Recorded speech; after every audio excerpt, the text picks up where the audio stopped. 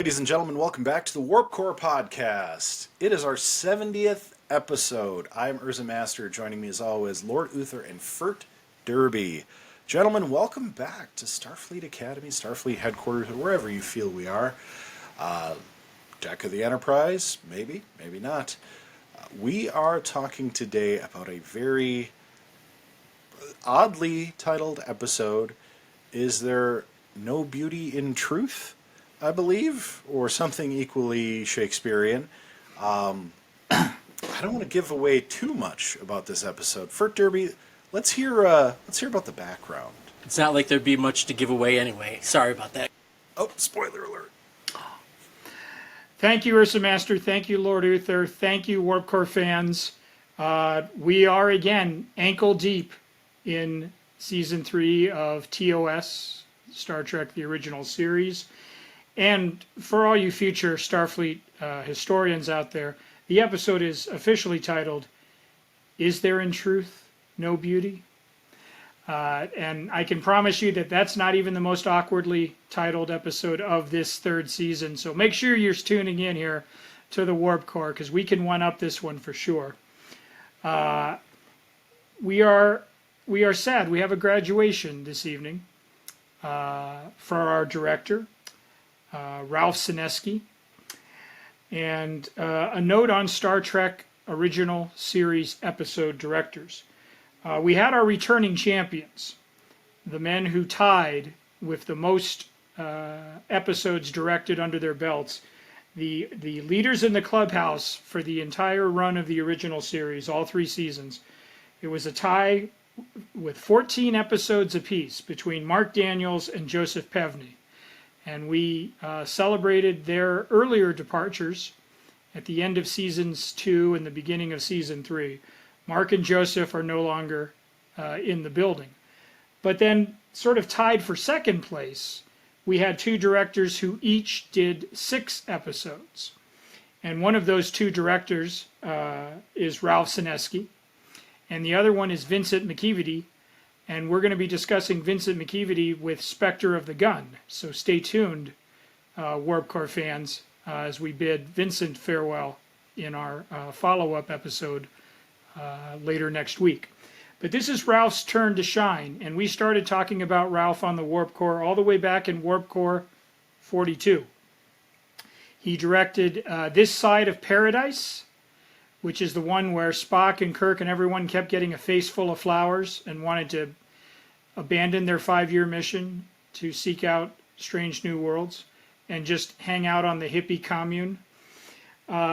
He did Metamorphosis, which we did in Warp Core 48. He did Obsession, one of my favorite second season episodes, in Warp Core 52. He did Return to Tomorrow. That's the Nazi one. That was in Warp Core 59.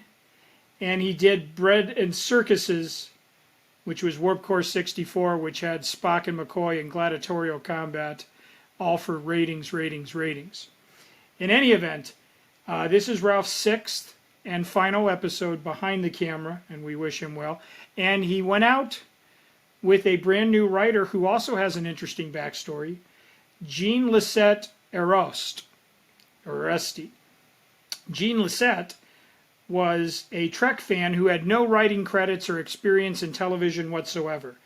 She was a librarian, and she started off as an associate librarian at Harvard. She transferred to UCLA, where she was a head librarian, and then after she left UCLA, she went on to become a Princeton librarian. So books were in her blood, but what she really wanted to do was write for television. So she wrote a spec script, and through the magic of Hollywood, someone at a party here knew somebody there who knew Gene Roddenberry's new secretary, and sure enough, Is There in Truth No Beauty eventually found its way into the Desilu Paramount offices and went in front of the cameras, airing on October 18th, 1968. This one also had the return of a familiar Star Trek face, albeit in a much different role. Diana Muldaur has returned, And we last saw her in Return to Tomorrow, which coincidentally was directed by Ralph Senesky. And so she makes a guest appearance as a brand new character, Dr. Miranda Jones, although for the purposes of the episode, they keep referring to her as Dr. Jones. And for genre fans of a certain age, when you hear Dr. Jones, clearly you're talking about Henry Jones Sr. or Jr. So it was a little amusing, kind of an unintentional little running gag where they say, Dr. Jones, I need you. So anyways. Gentlemen, I don't know exactly how this episode landed for the rest of the bridge crew, because there were, in a Diana Muldaur episode, there's always going to be goodness. And we had another intriguing idea about a race of aliens, the Medusans, whose very appearance could drive a man mad, mad, mad. I mean, this became a science fiction trope probably after this episode. I know Buck Rogers in the 25th century, 23rd century, whichever century Buck was trapped in, they played around with this idea. I think Battlestar Galactica with Lorne Greene may have touched upon it, if not on the actual series, then in some of the comic books or so forth. So this is nothing new, just taking the Medusa myth and grafting it into a science fiction context. And as it's such, I mean, there was plenty of promise, I think. And we even had the building of what could have been a really good love triangle between potentially Spock and Dr. Jones, and whom I referred to as poor love-struck Larry. And one of the episode's shortcomings is we jettison Larry pretty quickly. And had the writer, the librarian, like, stuck to her guns per se and stuck to her phasers and kept Larry around throughout the episode, sort of acting as that pivot point between Spock and Dr. Jones, who knows? You might have had a completely different thing. As it is, we jettison him, and the jealousy in this stems not out of romantic entanglements, but the idea that Spock can mind meld with this being, and just by wearing a visor, can protect himself from going mad when viewing this creature, which, by the way, is apparently being carried around in an ice cooler, or the Starfleet equivalent thereof. Not going to make any comments on the lowered budgets for each episode, but it does crop up from time to time. But I mean, there were some things in here that diehard Trekkies and Warp Core fanatics would have found enjoyable. Scotty in a kilt. You know, you'd never get to see Montgomery Scott showing off some hometown flair, and surely he did so at their dinner. Everyone at one point said goodnight to each other, like a weird science fiction episode of the Waltons. There was like 4 or 5 exchanges, or good night, get some rest, good night. And that was fun, right? I mean, because you don't see that there. Kirk taking the trouble to wish Spock a good night and get some good sleep and so forth. We had the infamous line that felt probably right in 1968, maybe not so much in 2024, when Larry is confronting Dr. Jones and sneers at her, "Why don't you try being a woman for a change?" Which, again, just in any context, kind of rang, different bells there. We had some Great Barrier FX in this. We had some sort of Kubrickian cinematography, a la 2001: A Space Odyssey, which I believe was released around this time in 1968. You can see Ralph saying, "I just saw this nifty picture, and I think we can do some stuff with it. We can throw in some colors and some kaleidoscope visuals and just make it really weird." I'm not saying that conversation happened. I'm saying it could have happened. They had a better use of glowy green, I wrote down in this episode, as opposed to "And the Children Shall Lead," where you had the personal injury attorney like surrounded by it. But here they had a glowy green effect that actually worked better. I also wrote down, "That's not Spock, that's Spock." I believe that was a Leonard Bones McCoy reference after they brought him back from the brink of insanity. But again, gentlemen, we've seen Star Trek at its absolute highs, and we've seen Star Trek at some fairly low lows. I don't think this episode is good enough to be bad enough to be legendary. I also don't think it approaches nearly anything resembling the greatness of earlier seasons and so forth. Is it a first-time writer? Perhaps. Was it just that, again, it was starting to take a toll, that they had reduced budgets and they were in a dead time zone, on Friday nights? It's hard to say. I can't tell if the crew's having fun, like the actors. I can't tell if they're having fun, and I feel like I could in the early seasons, particularly, right off the bat in the Man Trap. I think when we talked about that, in one of our early season 1 Warp Cores, that it just feels like the chemistry was right there from the start. That classic Bones, Kirk, Spock, and even the interactions with the other bridge crew, Uhura and Sulu and Scotty and so forth, because we didn't have Chekhov yet. So it's hard to say, but I feel like this episode is sort of middle of the road Trek. I don't think it falls too far outside the lane. It never delves into outright camp or stupidity, but neither does it really do too much to juice the engines and get us somewhere that we might say, oh, it transcends storytelling. It actually is profound and fun in science fiction. It looks like a Friday night filler when your show is kind of in the middle seasons, and nobody knew at this time that this was going to be the end game. But it kind of just feels like, yeah, we need to put something on Friday night at 10, and this will do. So that was sort of my overall impressions. I didn't hate it, but it's not going to go down when we talk about the end of season 3 as a highlight. I don't know that I could put it any better, honestly. It does feel like we're in a crappy time slot. We just have to put something out on TV that's vaguely Star Trek. I like the concept. I think the execution was bad. The whole shapeless, formless, ascended being thing. I think DS9 does it a lot better with Odo. I think this could have been better. I think even the whole, we carry him in a Coleman cooler, Yep. Might not have been so poorly done. Even if they put a glowing brain inside or something, I think if we got some kind of visual, it would have been better. But the whole idea of oh, they're so ugly, they drive you insane. And it's what?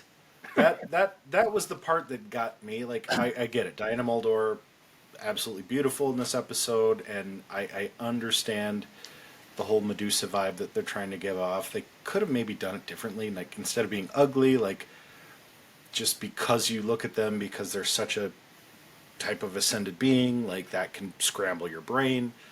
Maybe they just weren't able to have that idea because that hadn't ever really come up in sci-fi before. So I'm trying to give them a little more leash, but it was poor execution. I loved the reveal that Diana Muldaur was blind. Oh, I actually didn't guess that. That was one part about this that was very well done. I think the acting was on point. I loved her sensor suit that she had. I mean, it looked like just a regular dress, but it was interesting. It was a different plot point that I thought worked really well. I like the mind meld with Spock and an alien and him having to share consciousness. I thought that was pretty cool. The whole fisheye thing was weird. Very 60s, though. I mean, that's Very 60s. It was of the era. this whole episode, the filmography or whatever. It's just cinematography. Yeah, it's just very really of the era for sure. So I mean, I too, I didn't hate it, but I didn't love it. This is definitely not an episode I would recommend somebody watch if it's their first time viewing Star Trek. This would be one of those this could probably wait. I'd probably put it ahead of some of the worse episodes out there. but it would definitely be low on my list of recommends. Yeah, it was maybe an okay episode for me. What's interesting though is I feel like the dynamic between the three of them is getting stronger, but the writing is getting worser. And so it's like they're passing each other. Now I almost feel like I want to go back somewhere and see where did it kind of start making that cross or kind of come together, and then like now the writing's just going downhill. It's very evident. Again, whether that's an economic thing, on the set, to me the next episode is what reeks of budget cutbacks. But even here, right? Like it's all taken part inside the ship. Like you don't have to really do anything except put up some red plastic as like a visor shot and make the inside of the box glow, and that's it. But this leads me to a quick question that I was kind of pondering today. Can you name a better big three than where each character knows their role in a sense, right? Then Kirk, McCoy, and Spock. I mean, Luke, Han, and Leia? Maybe. I mean, that might even be a stretch. Jordan, Pippin, and Kukoc?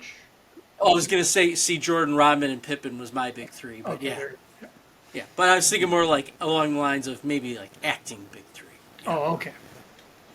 Come on, Street Fighter, is there anyone from your favorite movie that pops out? No, I was actually going to say I think the only time I've seen actors really dial into each other and live the role is probably on Supernatural.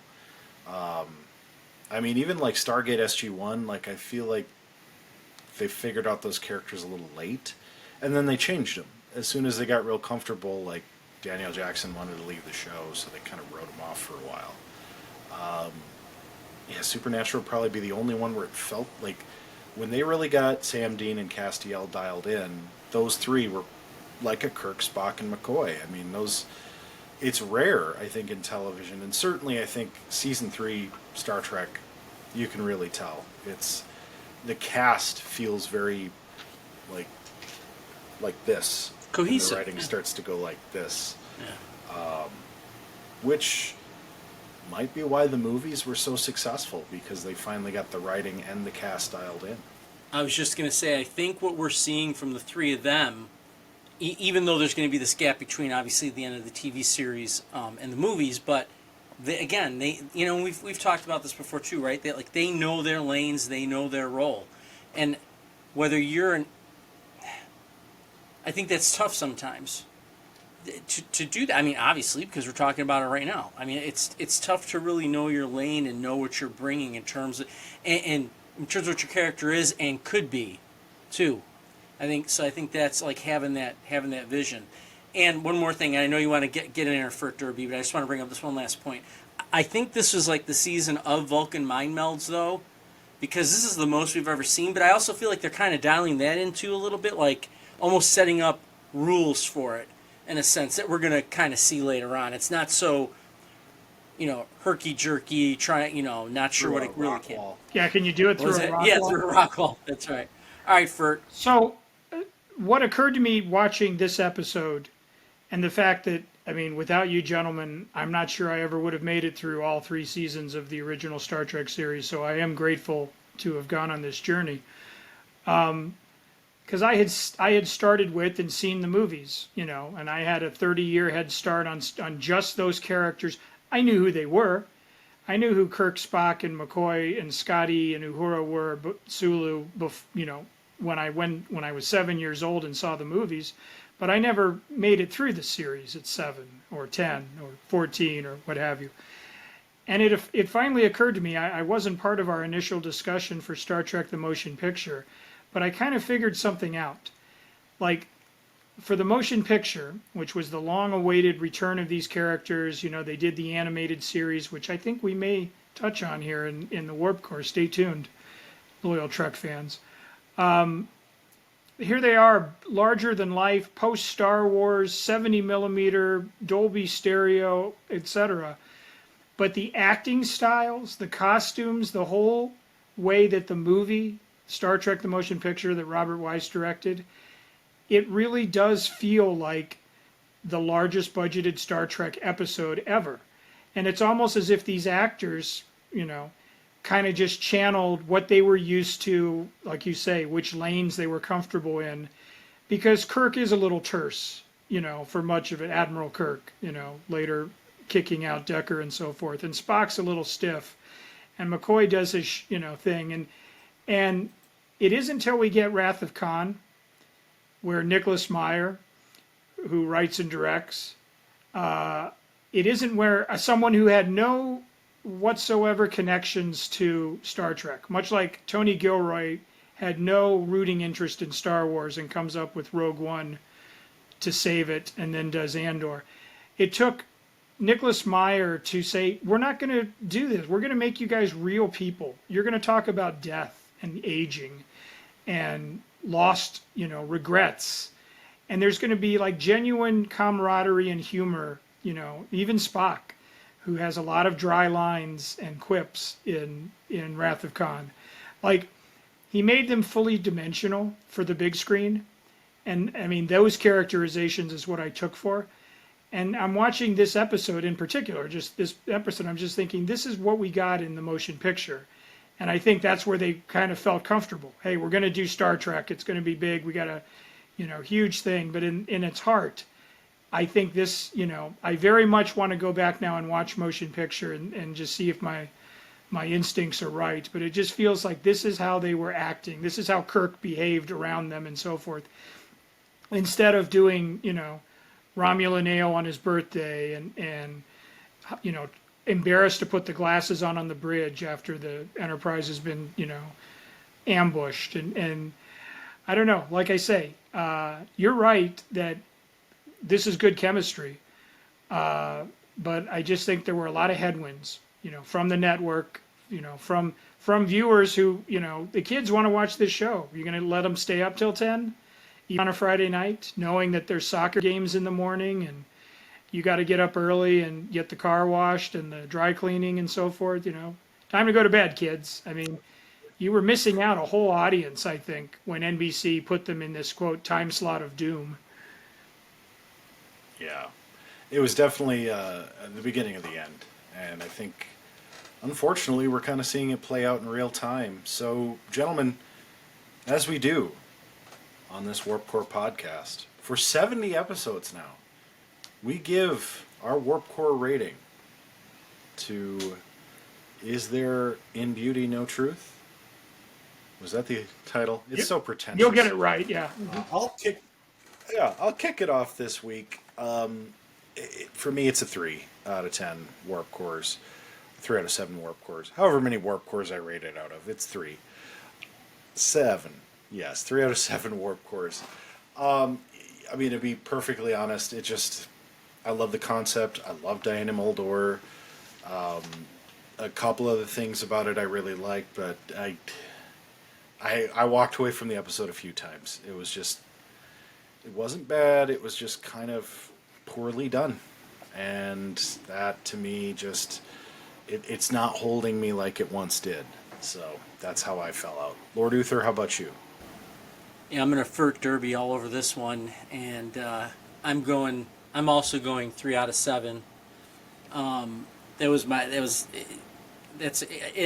maybe it's for the big 3 is why I'm going 3 out of 7, because we're seeing the development, of those characters. But man, it's just what happens that magic that we saw in season 1 and 2 is just dissipating quickly in season 3.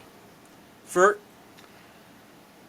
Like, I feel like 3 from this viewer feels low. So optimistic all the time. I know, but I don't want to give it a 4. So I think I'm going to give it 3 1/3. I'll just sneak that 3rd in for Scotty's kilt. And that terrific line, like I said, it's both sexist and on the nose. Why don't you try being a woman for a change? We'll give it a 3 1/3 there. I mean, we have seen worse, gentlemen. I want us on the record that there are, we have seen worse. But yeah, this one's nothing to write home about. And if we were to go to a Star Trek convention and see someone who's still padding around there, like William Shatner, for example, it might even take him a moment. Like, sir, can you tell us all about your experiences on what the hell is it called? Is there in truth no beauty? Like, he'd probably look at you with a furrowed brow. Was I in that? Was that one of the ones I was in? So. Absolutely. Well, until we venture out on that 5-year mission, shortened to 3 years by the networks and poor writing, I will say to all of you, as Diana Muldaur said to Spock in this episode, vice versa, live long and prosper.